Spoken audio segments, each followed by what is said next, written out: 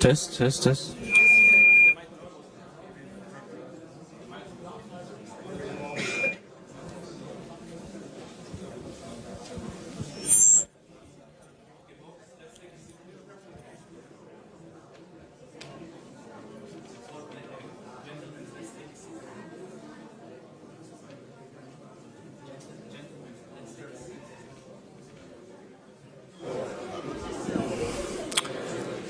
Please take a seat, gentlemen, so we can start the session.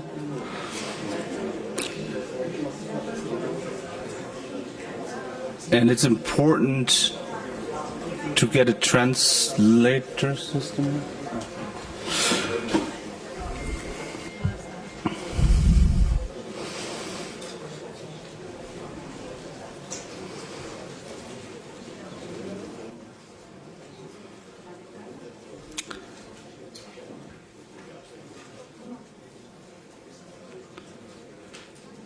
So, thank you very much for coming for this important session here at Munich Security Conference. My name is Paul Ronsheimer. I'm the Deputy Chief Editor of Bild. Reported a lot from Israel after 7th of October. And I have the big honor to welcome the Foreign Minister of Israel, Israel Katz, here in Munich. It's a big honor to have you, and thank you for coming.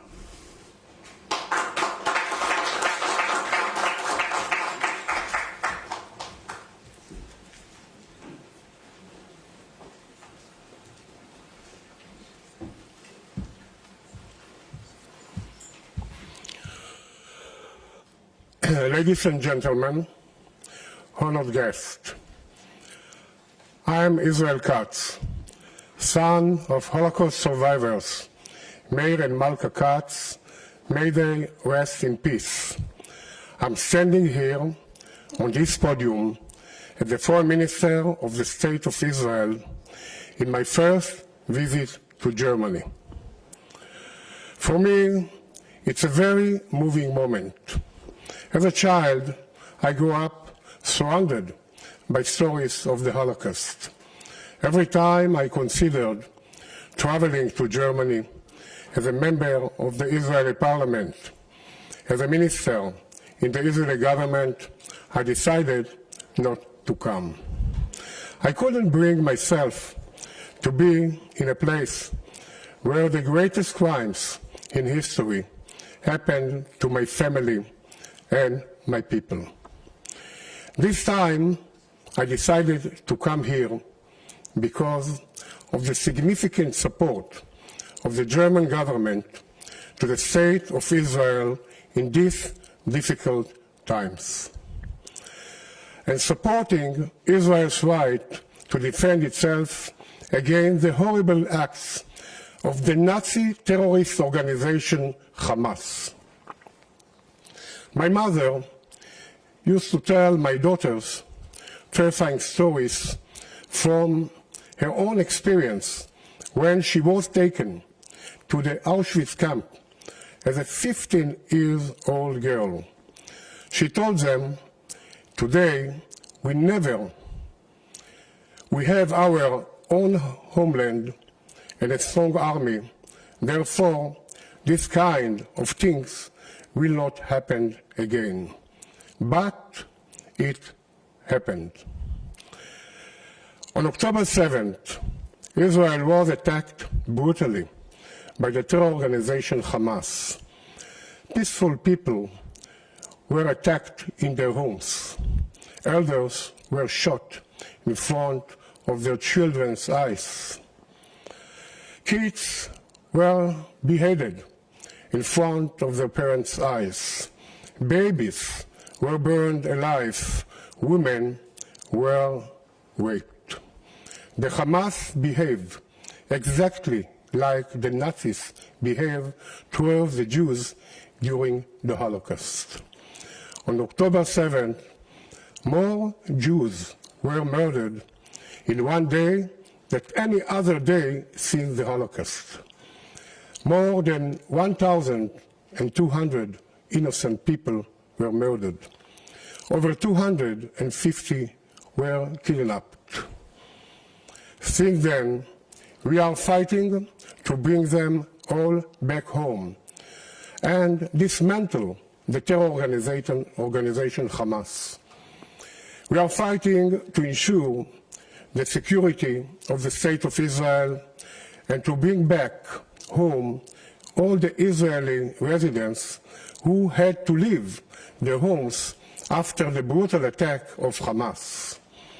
Hamas built in Gaza an underground terror city and used civilians as human shields. Our brave soldiers are fighting in Gaza in very hard conditions, and we pay a heavy price. Even so, Israel allows to supply to the Palestinians broad humanitarian aid. We have no intention to deport any of them out of the Gaza Strip. The Hamas uses schools, hospitals, mosques, and bases belonging to UNRWA for terror needs, such as connecting all their attacking tunnels they built throughout Gaza. Israel does not want to hurt any Palestinian civilians, so we move them to safe zones while the Hamas are trying to prevent it. We have no intention to rule the civilian life in Gaza after the war. Our goal is to ensure that Gaza will be demilitarized and the IDF will continue acting against any terror activities in Gaza to ensure our security. This war is not only our war. It is the war of the free world against the radical Islam and against the evil axis that Iran leads. Israel is seeking for peace. We want to make peace with any nation that is willing to make peace with us. We have done so with Egypt, Jordan, Bahrain, Morocco, and the UAE. We would be happy to do the same with Saudi Arabia and anyone else who will extend a hand for peace. We have proven that we are willing to pay heavy prices for peace. We gave up the Sinai Peninsula for the peace agreement with Egypt. We deported all Jewish settlers from Gaza, hoping to end the conflict and turn the Gaza Strip into a Singapore. But all we received was terror and the horrible attack of October 7th. We are protecting our citizens' life. We are acting like any normal nation in the world would behave to protect its people. There is no place for UNRWA in Gaza. UNRWA is a problem, not the solution. UNRWA serves as an arm of the terrorist organization Hamas. 12 workers of UNRWA were involved in the October 7th massacre and in the murder and kidnapping of Israelis. The UNRWA headquarters in Gaza was part of the terror organization Hamas, including connecting terror tunnels. We have plenty of evidence of involvement of UNRWA in terror activities, and we will expose it to the world. I hold here the UNRWA file. Where is exactly? If you hide it. Okay. Don't do like the UN. Don't hide it. Okay. I hold here the UNRWA file that we prepared to prove UNRWA's crimes. There are other international organizations that can replace UNRWA in Gaza. I call UNRWA's representative, Philip Lazzarini, to resign immediately.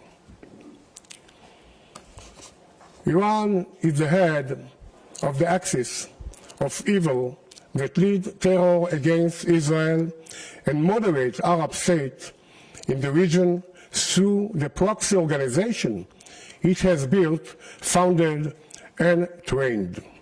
Hezbollah in Lebanon, the Houthis in Yemen and in the Red Sea, Hamas in Gaza, and the Shiite militias in Iraq and Syria.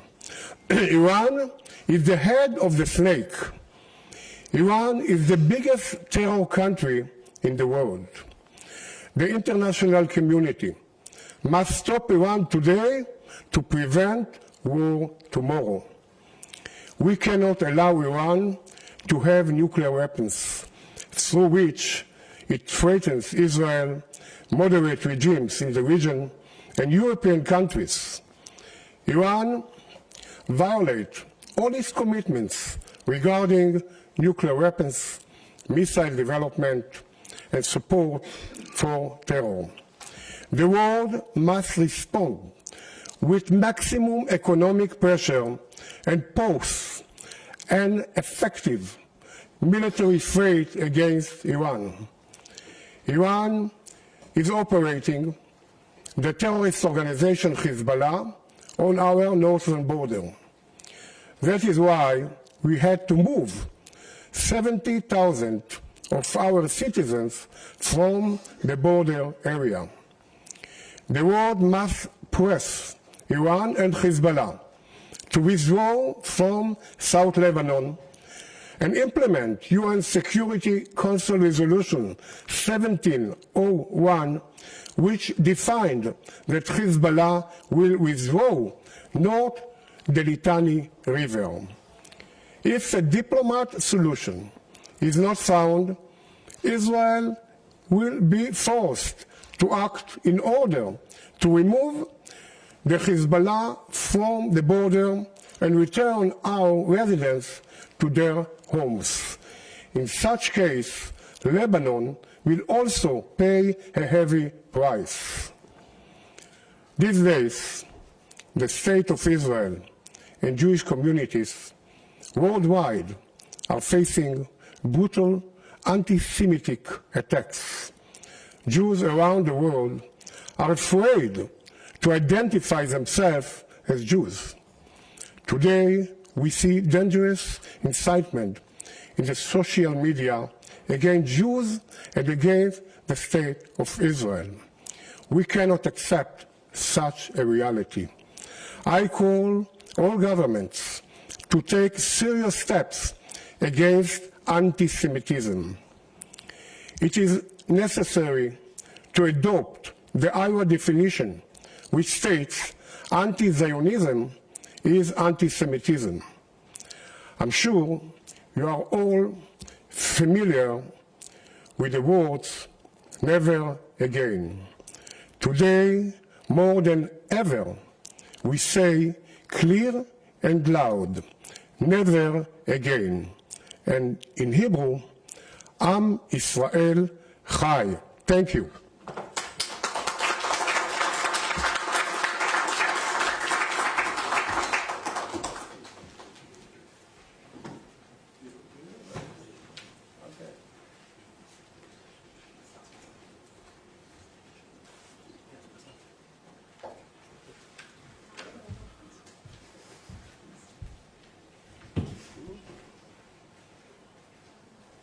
So, thank you.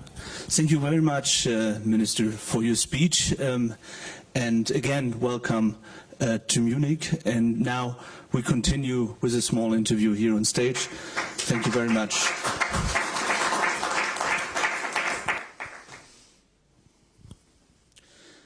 Please use the translating system from English to Hebrew, because we continue now the interview in English and Hebrew. I have to answer in Hebrew because of the special meaning of the situation that I'm here in Germany. And in the second part, I want to talk Hebrew. Thank you. Minister, you just mentioned it's your first visit here in Germany, and for me as a German, it's very moving to hear that you decided to come to Germany the first time. How is it for you personally when you arrived with your plane from Israel here in Munich? And tell us maybe a little bit about your emotions to be here. אני מתרגש אפילו עכשיו. I'm very excited even now. אני רואה את העיניים של ההורים I שלי. see the eyes of my מולי. parents. אני נזכר בכל ההיסטוריה שהמשפחה שלי The עברה, entire history of my שהיהודים family. עברו, What they ובמשך did שנים through. רבות באמת לא באתי. And many years of אבל course I didn't הפעם, come here, but this בגלל time המצב המיוחד, because of the special בגלל situation, המעשים הנוראים because שנעשו, the atrocities which נגד were היהודים. done against Jews, בגלל ההתייצבות של ממשלת because גרמניה Germany is בכל standing so חלקי much behind Israel, הקשת הפוליטית and the בגרמניה, entire סביב צמיחה בישראל, politicians stand תמיכה behind בלתי Israel מסויגת בזכות של ישראל להגן על for the עצמה, right of להגנה Israel to עצמית, defend itself, וגם and also בכך because שהמטרות שלנו our להחזיר aim את החטופים, ויש עזרה גדולה to rescue מצד our ממשלת גרמניה בנושא, people, and Germany באופן is very much helping ממש here. צמוד, We work very closely וגם together במטרה in של order לפרק to ולחסל את החמאס כדי eliminate the לשמור על Hamas, הביטחון. in בגלל order התמיכה to הזאת keep אני החלטתי לבוא לכאן, this לכנס הזה, support. I decided to כדי come here to this להכיר conference in order בתמיכה של to הממשלה הגרמנית recognize this במטרותיה wonderful ובחובתה של מדינת ישראל. support in the targets of the state of Israel. You mentioned the German government and the reaction of the German government after 7th of October. Were you surprised about that? ברור שבאופן טבעי, ברור, it's אני וכולנו sure חשבנו that- שכולם צריכים לתמוך בנו, Of course, we thought all המעשים היו that כל כך everybody has to אכזריים. support us. ותקפו ציבור חף Because מפשע שלא היה so מעורב בכלום many בתוך הבתים. people, innocent people, אבל were ראינו כבר attacked in the בעבר house. We have seen this שיש אמות before, מידה שונות that there כלפי are מדינת ישראל, different כלפי יהודים. aims וההתייצבות towards הזאת Israel היא and חיזקה towards אותי, Jews, יותר but מאשר להגיד I got הפתעה, strengthened. I אבל was אני not really מאוד surprised, הערכתי את ההתייצבות but I הזאת של really ממשלת גרמניה, appreciated בעיקרון what the הזה German government של הזכות did, והחובה supporting the ישראל, right מדינת for העם the state of היהודי, Israel, the state of the להגן על Jewish הקיום שלה, people to להגן על defend החיים של themselves, האזרחים שלה. to defend their citizens. But at the same time, if we talk about reactions now, there's more and more criticism, also from the German side. Not only we hear Joe Biden starting to criticize the Israeli government, and if I may quote, your German counterpart, Annalena Baerbock, declared this week before her trip to Jerusalem, she said, the right to self-defense does not include expulsion. So my question would be, is Israel pursuing a policy of expulsion in Gaza? קודם כל התשובה היא ממש לא, אני גם First of אמרתי all, את זה of course בדבריי, not. I also אין said לו it in my כוונה words. לגרש אף אחד We מעזה. don't have any intentions to expose שרת them החוץ של out of גרמניה ביקרה 5 Gaza. פעמים בישראל. Ms. מאז Baerbock was הטבח 5 ב7 times in Israel באוקטובר, since this בתקופתי murder. פעמיים, During my ונפגשתי reign אותה. twice. אמרתי לה בפעם האחרונה, I told her last שזה מעין בית time שני שלה כבר, It is like her שהיא second באה. home ואני here that חייב she's לומר, coming. I must say גם בשיחות, that also in בארבע our עיניים, talks and בפורום also פרטי, when וגם we מול see each כולם, other, העיקרון הזה של לגבות את הזכות של ישראל להגנה עצמית. right of Israel אין דרישה to להפסקת defend אש חד itself. צדדית, דבר שיכול This לפגוע has nothing to do with בסיכוי שלנו בעצם להשיג את המטרות. what we יש wanted to כמובן פנייה present. Of course, לגבי נושאים הומניטריים. we הם מביעים חששות, know that מה there are יהיה, fears, what will ואם be ייפגעו about the אזרחים humanitarian, ולא. what will happen אנחנו if נותנים את civilians will be ההסברים, אנחנו killed. לוקחים את ההערות לתשומת We לב. take it to our ומאחר ואנחנו consideration, מדינה and because we are a שהצבא state שלנו הכי that מוסרי we בעולם, have the most באופי של moral הקצינים והחיילים, military ויש לנו מערכת in the משפטית world, מאוד and we have טובה, a very good שמלווה כל legal פעולה, system that is ואומרת מה accompanying מותר which ומה אסור, ואם יש תקלה גם בודקים. telling us לכן what's אני יכול going, להסתכל what's בעיניים not של going כל right. אחד מהידידים They're שלנו, correcting us. So we וגרמניה go back ידידה to בעניין our הזה, friends, and really Germany ולהסביר is one of our ולהראות best ולהגיד את מה friends. שאמרתי. And אין לנו שום עניין we לפגוע באזרחים have בעזה, no reason אנחנו לא to מתכוונים לגרש, go אנחנו against נלחמים בתנאים innocent מאוד people. We don't מסובכים, want to expel them. בעיר We טרור are תת-קרקעית שבנו, dealing with an שמשתמשים underground באזרחים שלהם terror city למגן where they אנושי, use our למתקני people אונר"א, as a בבתי shield. חולים, Also the בתי ספר, UNRWA, מסגדים, the schools, the בכל mosques, המקומות, זה all המקום those שהם בונים את places, כל these are המערכת the שלהם, places where they ואנחנו built up פועלים ופועלים their להפריד, ועשינו systems. אזורים And בטוחים, להפנות את האוכלוסייה, we למרות try שהחמאס to ניסה למנוע, ולכן tell the יש לנו people to go to תשובות, אנחנו secure מקבלים גם people. הערות, We אבל also get remarks אני חושב שרוב מדינות and העולם critics, but I think that most of the הן nations לא of the קוראות world, להפסקת אש חד they צדדית, don't call הן us מבינות for a את ceasefire. העשור של מדינת ישראל, להכריע את החמאס ולהחזיר את החטופים, Our target ואני to חושב bring שגם back our people and הממשלה to הגרמנית נמצאת במקום הזה. But at the same time, we are talking now about a death toll in Gaza, which goes up to 30,000 civilians dead. That's the number we hear from various sources. We don't know if this number is absolutely correct, but for sure there's thousands of civilians who are dead. So if you hear what US President Biden is saying now about the offensive or the planned offensive in Rafah, what is your answer to people saying, if you continue that, there will be like thousands of more civilians being killed, and there is no way for civilians to find a safe place anymore, anywhere? בואו נחלק את התשובה לשתיים. קודם כל אמרת שלפי נתונים של החמאס, ארגון הטרור הכי רצחני מאז השואה כאן, והם נוקבים במספרי הרוגים, הם מעלים את מספרי האזרחים, והילדים, זה לא דבר שאפשר לסמוך עליו. אנחנו פועלים רק כדי לפגוע במחבלים שמסתתרים מאחורי האוכלוסייה. עכשיו יש הבדל בין תחילת המערכה לבין עכשיו. בהתחלה אנחנו קראנו, הצבא פנה לתושבי צפון עזה לנוע דרומה, הוא פתח להם מסדרון הומניטרי עם אספקה הומניטרית. החמאס ירה בהם, לא נתן להם לעבור, ולכן היו יותר נפגעים תוך כדי הפעילות, כי היינו צריכים לפעול נגד החמאס. היום מספר ההרוגים האזרחיים יורד, כי האוכלוסייה הפלסטינית יותר נענית להנחיות של הצבא לעבור לאזורים בטוחים. army to go to secure places. Why are so many people in Rafah? Because they went to the south and we dealt with the Hamas in the north. The state of Israel will have to deal with Rafah because we cannot just leave a certain place where the Hamas is there and say after the war is over, they will go down, they will go back again and rain Gaza. But when we will have to do it, as Mr. Biden said, he didn't say don't do it. He said show us that you have a plan how you can evacuate the people and how you can deal with it.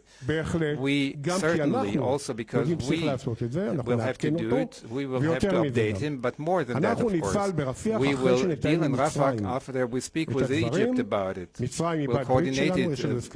We have a peace accord with them, and we will find a place which will not harm the Egyptians. But Yahya Sinwar and all those murderers from the Hamas, when they think that they will find secure place in Rafah, it will not be the place, and therefore we will tell the civilians to places to go, and we will deal with the Hamas. You said you were working on a plan, you're discussing a plan with the US about the evacuation. Many observers, if you talk to NGOs working now in Gaza, they say there is no space anymore for civilians to go because everything is literally destroyed and there is no space for millions of people to leave from Rafah. This is what you hear from observers, what you hear from different governments. And tell us, what is the plan? where can these people go? I will tell you exactly that according to the plans there is enough place. Of course we can move after the terror will leave Khan Yunis. We can bring back people to the region of Khan Yunis. Also in the west of Gaza there are places where they still have place so the civilians can go there and not be harmed. We will guarantee for it, but the Hamas cannot avoid it. And also Mr. Biden, from the first moment he is behind Israel, very outstandingly. And out of seeing our interest and friendship, he will see the plan. Also he doesn't want it. Hamas will stay in Rafah, and therefore we will do it in the right way. And I'm telling you, also when the Egyptians, we will coordinate everything that they will not harm their interests. At the same time, there's a big discussion in Israel about the hostages, who are the people who are still held in Hamas territory in Gaza. We have families of these hostages, I think, today in the room. What is your message to the relatives of the hostages? How can you get their families, their loved ones out of Gaza and at the same time continue with this military operation? The most important thing is, of course, and I'm speaking about the entire society in Israel, the politicians, is that we bring them back home as secure as possible in the most fast way. This is the supreme reason. When we must see that the Hamas cannot attack again, these are the two things that we deal with, and therefore we do everything. First of all, once because the pressure that the army has on the Hamas, the effective, our brave soldiers do. The Hamas, this murderous organization, was ready to make a deal and to give back more than 100 people can bring back. We have General Gardish dealing with it. We have also other security people dealing with it. But I want to say again, me as a foreign officer, I said the most important thing in the foreign office is the hostages. To do everything, our office does everything to bring them back home. We sent orders to 108 Israeli places in abroad, of course, to do everything needed. Every meeting that I have in Israel with one of the politicians from abroad, I bring the families, the members of the families, to tell their heartbreaking stories. And I'm telling you that we as a government, we deal as a government. The army is one who was very brave. They opened the real place, but what we see here with the family, they're really brave. It's amazing. Where do they have this strength, this energy out of the sorrow? And they travel all around the world in order to explain and to ask people. I'm sure we have to pressure Qatar and Egypt and whoever can pressure on the Hamas and see that they will release them. What is this thing that you come and take, kidnap hundreds of people? This was never before. There are bodies there that they kidnapped to Gaza Strip and they don't want to give them back. Living people, dead people, this is the most prosperous organization. Therefore, the pressure has to be military and it has to be political, and also in Qatar, and also everybody, those families, they really meet foreign ministers, I saw the humanity, and if a foreign officer of like Germany and England and other countries is about to go to Qatar, he has, or she has 5 things to speak with Qatar, and energy is one. Other things, I'm sure that after this meeting, he or she will put the hostages as the beginning of a meeting, and therefore the families are part of it. We embrace them, we do everything in order to bring back their beloved, but the most important and effective is the military pressure. Is there still the chance for a deal? I mean, there was discussions in the past weeks about a ceasefire up to 2 months, 6 weeks that was discussed. Do you still see a chance to make a deal with Hamas to get the hostages out? התשובה היא כן, אני לא אהיה עם חמאס, הוא יהיה עם גורמים אחרים שילחצו את חמאס. Yes, I will not speak with Hamas. There will be other people speaking with Hamas. The answer is yes. But just a few days ago, our people rescued in a wonderful operation 2 of our hostages, but it's very clear to us it's a big amount that we can bring back the people, and as much as possible is, as you say, a deal. But how will we have a deal? Only if the Hamas feel and see that the alternative, which he has, is worse, that our people will reach Sinwar and all the others and will eliminate them, and therefore this pressure has to enable the deal. I hope it will happen like this in a realistic way. Now the Hamas, they are putting all kinds of impossible conditions, but we see that there is a development. You were talking about the Hamas leader Sinwar, and that Israel wants obviously to kill him, to get him. Do you know where he is? יש לנו מערכת מודיעינית שיודעת הרבה דברים. מטבע הדברים, אני בטח לא אפרט כאן את כל הדברים שיודעים. אני רק מדגיש, יש עיר תת-קרקעית, עיר תת-קרקעית בעזה. underground city in Gaza. You saw a few days ago how he runs away with his wife and his children. This is the person who sent the murderers, who actually had to take in advance and account what will happen. But he is there with his family eating well, but upstairs his people suffer because of him. So what we try to do is also intelligence, of course, and in the end effect, Sinwar will not be in Gaza Strip. I hope also not being done as a living. This video you're talking about, this was filmed in October last year. So do you know if he is still in Gaza? Could it be that he already fled maybe to Iran or somewhere else? First of all, the intelligence work in order to know. Of course, it can be all kinds of developments naturally, but we're not going to give away the information that we have. We don't have any reason to update not Sinwar and not anybody else in the information that we have. But there is vivid things.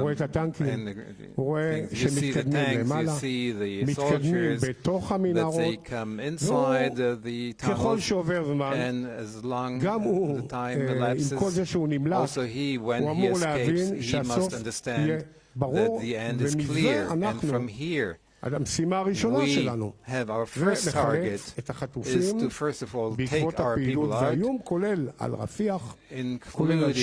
working on Rafah and all the rest of the things that the leaders of the Hamas must all understand that the alternative that they have is to fight against our military, or that they let our people free. There will be a ceasefire, but there will be not an end of the war. We have 2 targets to bring the people back, and the elimination of the Hamas. But we agreed once, and we will agree also for the benefit of the kidnapped people, but this is something which has to be done in an agreement, and the Hamas must understand that he doesn't have another option. At the same time, there's after the 7th of October, there are discussions about what's happening in the north of your country and what will happen there in Lebanon and what Hezbollah is doing. I mean, I would call it already a war because you're shooting from both sides. But do you expect something more serious in the next weeks and months? Is there the possibility of a bigger war with Hezbollah, with Lebanon, on your northern border? First of all, we have a war, but it is another war. It is a limited war. It's not open, where they send all the missiles and we send all our airplanes. What we see right now is that an organization like Hezbollah with 50,000 rockets and all kinds of means and is funded by Iran is sitting in Lebanon. They are ruling in Lebanon and they receive their orders from Iran, and Iran tells them to attack Israel, so they attack Israel. They tell him to do it limited, they do it limited. If they will do it full, they will do it full. But we, as the State of Israel, are ready to deal with all places. Nobody will also help us, and nobody will come and fight instead of us. We, if we need, we will fight, and we won, and we'll fight. Of course, we have prices to pay, but we are not interested in wars. Our civilian people will be attacked, but Lebanon will be destroyed if we will attack. I'm telling, please pressure Hezbollah and Iran that they will agree to the agreement 1701 and go back to the Litani River. We cannot bring back our civilians back to where the house. And we will, of course, not go back to the 6th of October to see what these organizations can do also in the south, and therefore we hope that this pressure will be effective and that we won't have to act. But the real answer to your question is the world must go and tell Iran put more sanctions, not to pay hundreds of thousands of and to be really against Iran, because if they want to prevent the war, so today is the day, because otherwise Iran will have nuclear weapons and they are targeting, helping the Houthis, the militias in Iraq and Syria. They go against America, against Germany, everything around them, and Iran will threaten Europe. Their missiles from 2,000 kilometers to Israel, but this can also reach Europe. And we see also the subversive actions of Iran and the Islam fundamentalistic in Europe. In Israel, we have 20% of Muslims and we live together, and there are no demonstrations, nothing. We have a lot of academics, we have a lot of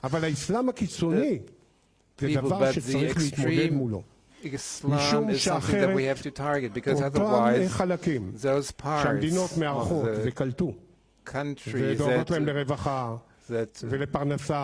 took them and they will go against the countries that open the doors for them. Why? Because exactly like it happened in Israel, because this is their ideology, to go against the Western culture, to destroy all this system, and therefore we have to be very careful and to do everything that's possible, otherwise we'll have a lot of Gaza strips, and in Berlin, and in Hague, and Amsterdam, and in London, and in Paris, and all the other places, and maybe even one day in Moscow, although he is today a partner there. So therefore you have to understand that there is a war against the radical Islam. This is a war, world war. We are the front, but it is a war for everybody, and Iran is the one who is supporting everything, and there is a Hezbollah is connected to Iran, the Houthis are with Iran, the Shia, and everybody,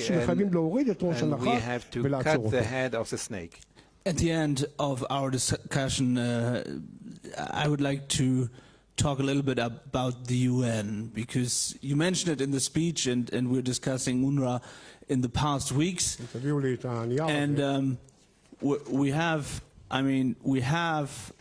Mr. Guterres here in Munich. Did you have the chance to talk to him? Will you talk to him? To who? To Mr. Guterres, because he's here. I met him a few times.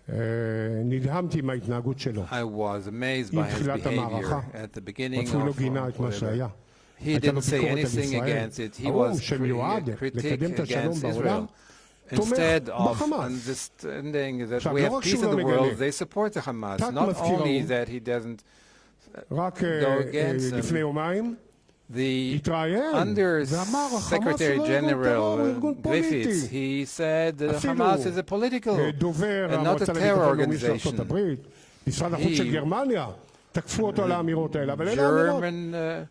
Germany and American attacked him. Guterres is speaking here, speaking there, but the terrible thing, the most terrible thing is the UNRWA. This is actually a support system of the UN. They leave them as refugees 75 years. He tells them that they will come back to Israel, get back their homes, and they are involved in terror actions. I wanted to bring here, this is a picture that our military published. General Hassan Alian published it, and it shows hundreds of cars, lorries bringing them into Gaza. They are ready to go inside, they don't move. Why? Because UNRWA don't let them to the civilian in Gaza Street. Why is UNRWA part of it, of the Hamas? Because UNRWA wants to pressure other countries to get the money, and I'm telling very clearly there are alternatives, like the WFP, like other organizations of the UN, they can provide the support, and other Arabic countries like the UAE, also Egypt, we have to do it, and that's enough with UNRWA, of their terror people. We have all the proof. It is good that they don't receive the support anymore. And they are part of the problem. They are ideologically supporting them. They don't bring peace, they just act as interesting with all kinds of distorted thoughts, and the free world, like they stopped their financial.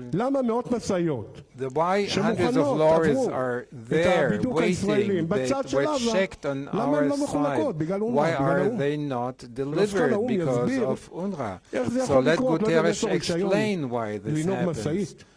But if he would be responsible, he should come there to the gate of Gaza and not attack Israel. He should drive a lorry, who and all the other people, and bring the food and the support inside Gaza. Let's say you're meeting Guterres somewhere here in the hotel or at Bayershov or wherever. You meet him. You meet him there. What will you tell him? It's better that he won't meet me in this period, because really I met him in the past. We know this diplomatic game, and he is very low with his, he is running away from.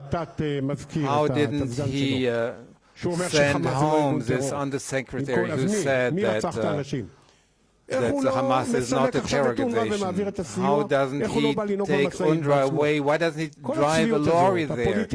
All this hypocrisy on the account of Israel, and also on account of the people in Gaza Strip.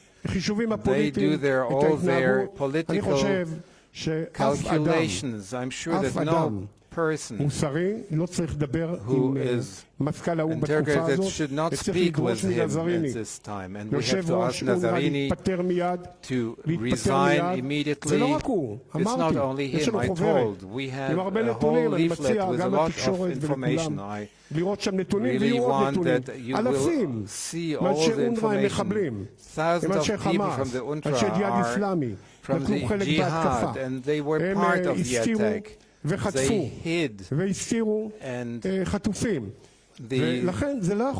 people, and this is unacceptable that it will be like that. Thank you very much, Minister, for the time. Thank you very much for answering all my questions. And again, as a German, I can say it's a big honor that you made your first trip here to Germany. It's very moving to hear your personal story. Thank you very much for coming. Thank you very much.